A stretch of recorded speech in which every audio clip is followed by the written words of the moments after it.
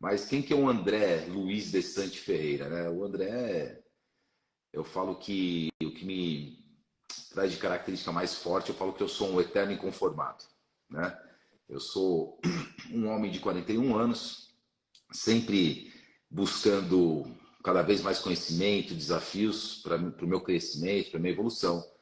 Como você disse, sou empreendedor, já empreendi em mais de 20 áreas totalmente distintas, desde e-commerce, mineração, banco digital, loja de barco e jet ski. Temos hoje, né, até hoje, a Santifer, que é a empresa voltada para inteligência e segurança.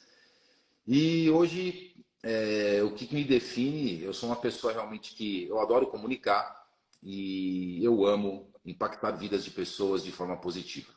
Então, se for resumir o André de forma bem sucinta, é isso que eu posso dizer sobre mim, Coletinho.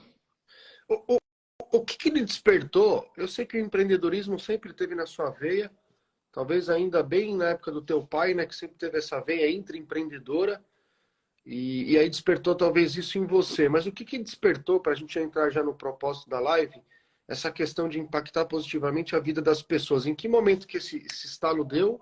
Ou se é que isso já nasceu dentro de você e você acabou que não percebeu esse instinto e aí começou só a pôr para fora de forma mais estratégica?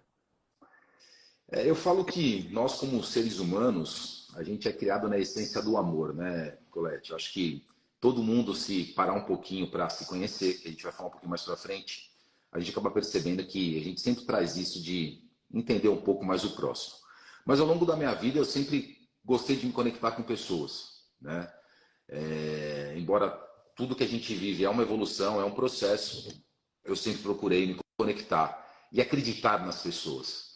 E a partir do momento que as pessoas me procuravam, muitas vezes para empreender, então a gente vai usar as duas coisas aqui, né? Muitas vezes eu já com 21, 22, quando eu comecei minha primeira empresa, as pessoas me procuravam para abrir novos negócios a todo momento. E isso foi me dando grande oportunidade de aprendizado. E isso já foi me mostrando que eu gostava de, no mínimo, de acreditar e ajudar a impulsionar essas pessoas. E a gente na parte pessoal também, a gente vê um amigo, troca ideia, pô André, vamos conversar, preciso de uma ajuda aqui, uma ajuda ali. E sempre fui tendo esse tipo de atitude com as pessoas, de querer estar sempre presente no momento que elas precisassem. Né? Eu sempre gostei muito disso.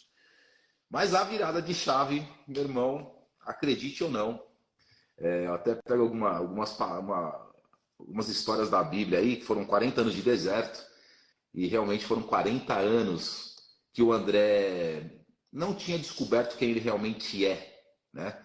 E qual é a sua característica. E eu com um amigo meu, o Fábio Rica, a gente estava almoçando, e aí realmente foi a virada de chave de falar assim, poxa, peraí, agora eu sei para onde eu vou direcionar minha vida.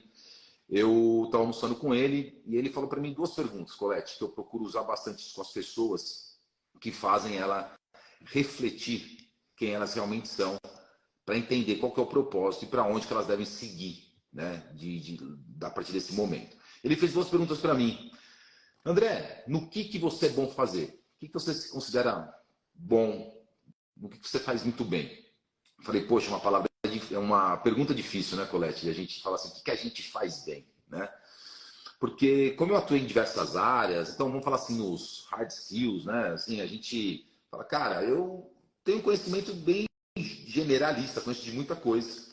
Mas vou falar assim, eu não sou nenhum especialista, falar assim, nossa, isso eu sou fera. Mas eu sou um bom generalista e eu aprendi a aceitar isso. Né? Às vezes eu via isso como uma forma negativa, mas quando eu me posicionei, eu falei, não, eu sou um bom generalista. E eu gosto muito de comunicar. Eu acho que eu tenho uma habilidade de influenciar pessoas, que aí veio a palavra de direcionar talentos ou influenciar pessoas de forma positiva. Ele falou, poxa, que legal, André. Então você gosta de comunicar, trocar ideia, direcionar pessoas. Eu falei, gosto bastante. Ele falou, cara, o que você ama fazer? Aí, Colete, não teve dúvida, não teve pensamento, veio direto do coração e da alma. Eu falei, cara, eu gosto e eu amo ajudar pessoas. Então a virada de chave veio depois de 40 anos, onde com essas duas perguntas realmente me fez entender cada vez mais qual que é o meu propósito e o que queima dentro de mim. Eu sempre falo, e nas mentorias que eu participo, eu falo para as pessoas encontrarem o seu objetivo principal definido. Napoleão Hill fala muito sobre isso, né? Você precisa encontrar o seu objetivo, que o seu objetivo principal definido te leva ao seu propósito. Como que você descobriu isso? Você fez algum trabalho de introspecção, do autoconhecimento? Foi uma coisa através de leitura? Você procurou ajuda? Você se fechou para o mundo muitas vezes para poder conhecer o eu, né? O eu, André. Como que nasceu essa despertação, esse momento, essa virada de chave? Se você puder abrir um pouco mais os detalhes. Bora, vamos lá. Eu, de 2020 para 2021, bem na virada, eu estava aqui em casa assistindo filme, alguma coisa assim, um filme, um desenho, será que estou assistindo? Mas, enfim, eu estava lá e realmente veio uma palavra libertação na minha cabeça. Libertação.